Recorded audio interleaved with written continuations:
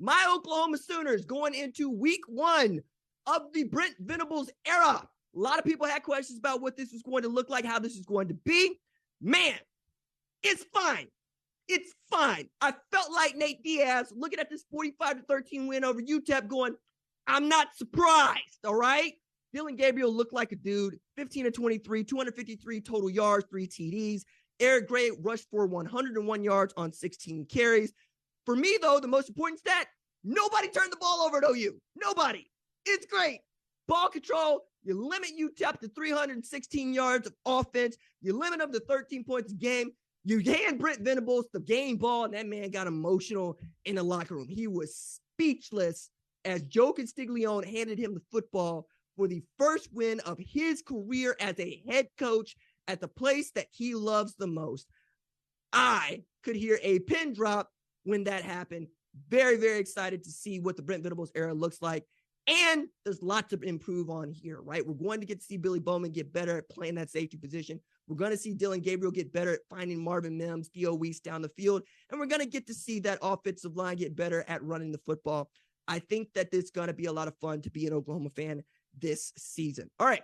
Michigan defeats Colorado State in their season opener 51-7 at the Big House.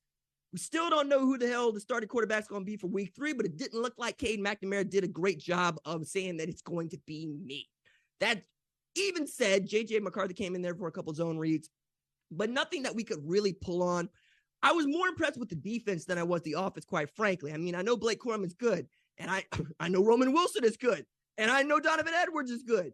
But to see that they were able to replace edge guys like David Ajabo and Aiden Hutchinson was thrilling for me. The first guy that stuck out to me was Iyabi Anoba.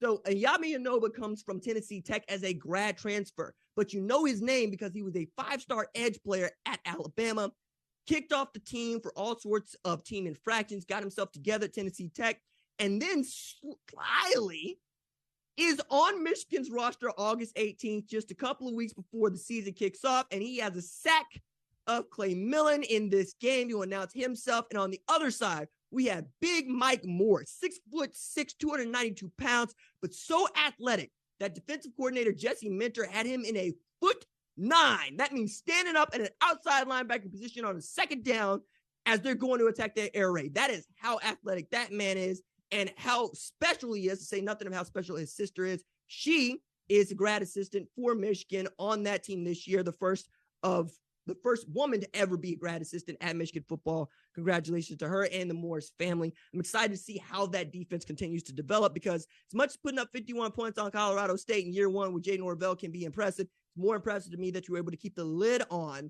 Colorado State with that defense that got overhauled. You lost Dax Hill. You lost your defensive coordinator. You lost those 2 edge guys, and you come back and you throw down this sort of performance. That's outstanding. You got to feel good about that if you are Jim Harbaugh.